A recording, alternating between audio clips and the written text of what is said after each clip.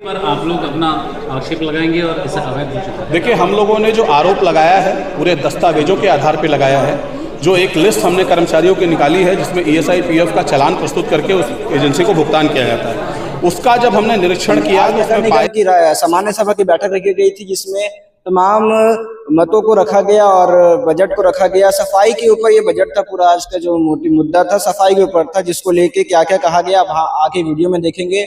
साथ ही साथ भोजराज भोजू जय हिंद साथियों, मैं हूं सुहेल चिश्ती, आप देख रहे हैं विलायत ग्रुप टाइम्स। इस वक्त मौजूद है हम नगर निगम में। आज नगर निगम की सामान्य सभा की बैठक रखी गई थी जिसमें तमाम मतों को रखा गया और बजट को रखा गया। सफाई के ऊपर ये बजट था, पूरा आज का जो मोटी मुद्दा था सफाई के ऊपर था, जिसको लेके क्या क्या कहा गया आप आगे वीडियो में देखेंगे। साथ ही साथ भोजराज भोजू ने भी इस पे क्या बयान दिया वो भी आप वीडियो में देखेंगे। अपोजिशन पार्टी का जो इस पे मत था या फिर कहा जाए उनकी जो इस पे बहस रखी गई थी, साफ साफ इसी राज्य सामान्य सभा को इनकार करा और इसको गलत साबित किया। क्या कुछ रहा आप आगे वीडियो में देखेंगे। धन्यवाद। पर आप लोग अपना आक्षेप लगाएंगे और इसे अवैध घोषित करेंगे। देखिए, हम लोगों ने जो आरोप लगाया है पूरे दस्तावेजों के आधार पर लगाया है। जो एक लिस्ट हमने कर्मचारियों की निकाली है जिसमें ईएसआई पीएफ का चालान प्रस्तुत करके उस एजेंसी को भुगतान किया जाता है, उसका जब हमने निरीक्षण किया तो उसमें पाया कि उसमें कई कर्मचारियों का नाम जो है वो महाराष्ट्र में कार्यरत है, यहाँ के नहीं है। ये एजेंसी कई जगह पर काम कर रही है और वहाँ के समावेशी पूरे लिस्ट को ला करके यहाँ चालान प्रस्तुत करती है। जो यहाँ के कर्मचारी उनको पूरा ईएसआई पीएफ जमा नहीं हो रहा, पहला। दूसरा ये कि सीडीसी कंपनी जो 2010 में यहाँ से कार्य को छोड़कर भागी थी, उसके खिलाफ हमने कानूनी कार्रवाई नगर निगम भिलाई ने किया था। उसका डायरेक्टर और इस कंपनी का डायरेक्टर सेम है। अगर किसी कंपनी को ब्लैक लिस्टेड किया जाता है तो उस फर्म का प्रोप्राइटर अपने आप ब्लैक लिस्टेड माना जाता है। अगर वो नाम बदल के कहीं आ जाए इसका ये मतलब नहीं कि वो कार्य कर सकता। ये दूसरा। तीसरा ये कि जो बाकी एजेंसियां इस निविदा में भाग ली हैं, जिनका फाइनेंशियल बिड नहीं खोला गया, ये नगर निगम के अधिकारियों का कांग्रेस की सरकार जाने के बाद भी बुखार अभी भ्रष्टाचार का नहीं उतरा और इसको बिल्कुल उतारेंगे।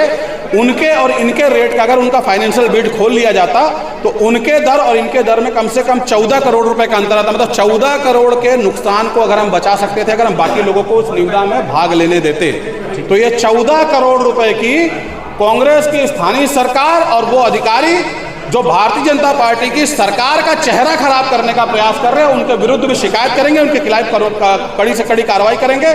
और आयुक्त महोदय से मिलकर, क्योंकि आज सत्ता पक्ष के भी कई ऐसे लोग थे जो इस विषय पर एक मत थे कि इस एजेंसी ने शहर को करोड़ों रुपए का नुकसान लगाया, उन्होंने अपनी आपत्ति भी दर्ज की है।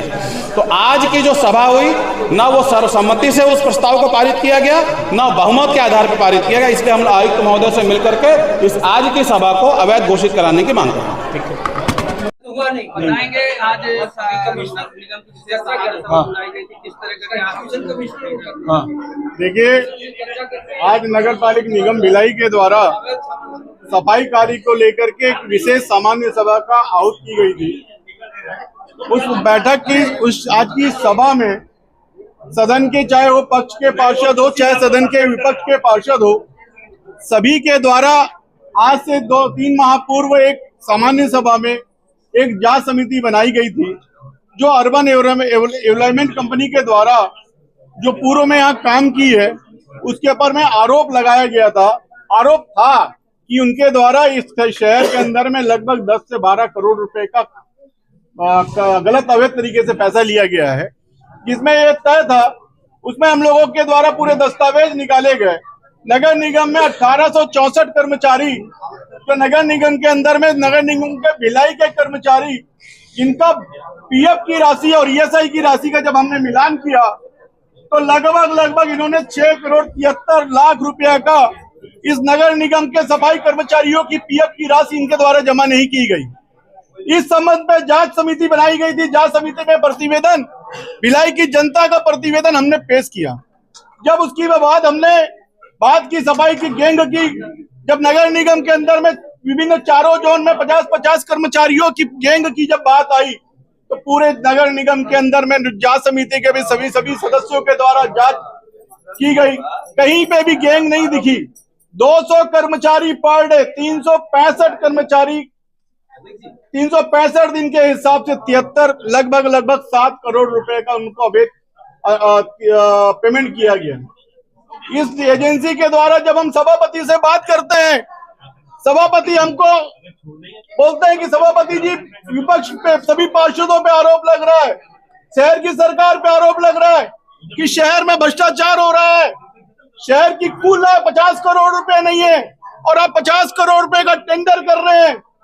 नियम बताना चाहता हूं मैं शहर सरकार के, इस भ्रष्ट सरकार को, यहाँ का भ्रष्ट सभापति को बताना चाहता हूं मैं कि नगर निगम के मेहनत कश लोगों का पैसा है वो, और नियम है कि 1 करोड़ तक का अधिकार कमिश्नर का होता है, 1 करोड़ से 3 करोड़ तक का अधिकार एमआईसी का होता है, और 3 करोड़ से लेकर 10 करोड़ तक का अधिकार सामान्य सभा का होता है, और 10 करोड़ से लेकर 50 करोड़ तक का सामान्य छत्तीसगढ़ सरकार को होता है, और 50 करोड़ से ऊपर का अगर कोई बजट होता है तो भारत सरकार को होता है। और यहाँ का टेंडर 52 करोड़ रुपए का टेंडर, 52 करोड़ 28 लाख रुपए का टेंडर इन्होंने पास किया है।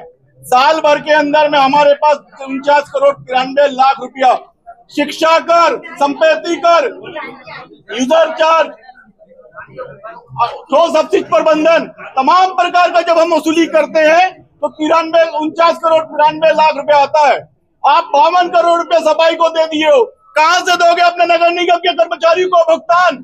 कहां से करोगे लोगों के डीजल के वाहन? कहां से करोगे स्ट्रीट ऑफिस का बिजली बिल का बिल पैसा कहां से बढ़ाओगे आप?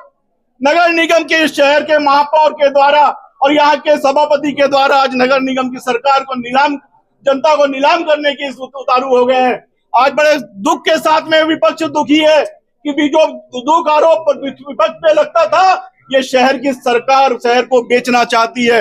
आप सबके मार्फत से, आप सबके चैनल की मार्फत से मैं भिलाई की जनता से निवेदन करना चाहता हूँ कि आज हम आपका 50 करोड़ रुपया नहीं बचा पाए, हमें माफ करिए नगर निगम के कर्मचारी अधिकारी, हम आपके भुगतान नहीं कर पाएंगे, हमें माफ करिए। सब इस शहर की 1664 का 1864 कर्मचारी, हमने आपके ईएसआई और पीएफ का पैसा नहीं रोक पाए। एक नागपुर इन्वायरमेंट कंपनी से आकर के 2 आदमी बैग लेकर के आए और इस पूरे भिलाई को सिखा के चले गए, और यहाँ की शहर सरकार और यहाँ का सभापति और उनके पक्ष के पूरे पार्षदों के द्वारा आज इस शहर को लूटने का काम किया गया और फर्जी कंपनी का सहयोग किया गया। मैं आप सबके चैनल के मार्फत से अपने पूरी भिलाई की जनता से मैं माफी मांगना चाहता हूं, मेरे पूरे विपक्ष के साथियों के ओर से माफी मांगना चाहता हूं कि शहर को हमने लूटने से बचा नहीं पाया। इस शहर की जनता को लूटने का काम इस शहर सरकार ने किया है। हर बार की तरह इस बार भी जनगणमन के तहत सामान्य सभा खत्म किया गया, क्या ये टेंडर मान्य माना जाएगा कि नहीं माना जाएगा? देखिए, सभापति जी के एक संवैधानिक पद है, सभापति जी के बारे में मेरे किसी भी प्रकार का कोई कथन सदन के अंदर में नहीं था। मैंने सदन के अंदर में एक ही बात बताया, सदन के वो भी क्योंकि सदन के पार्षद हैं, पार्षद बनने के बाद वो सभापति बने हैं। मैंने सदन में एक ही चीज कहा, अध्यक्ष महोदय आपके पर भी आरोप लगता है और हमारे पर भी आरोप लगता है, आप कितना लिए और हम कितना लिए सब भिलाई देख रहा है, आप न्याय संगत फैसला करिए। लेकिन आज सदन के अंदर में कौन से धारा का प्रयोग करके आज मुझ पर आरोप लगा करके सभापति जी ने इस सदन के अंदर में 50 करोड़ रुपए का 52 करोड़ रुपए का टेंडर पास कराने का काम किया है।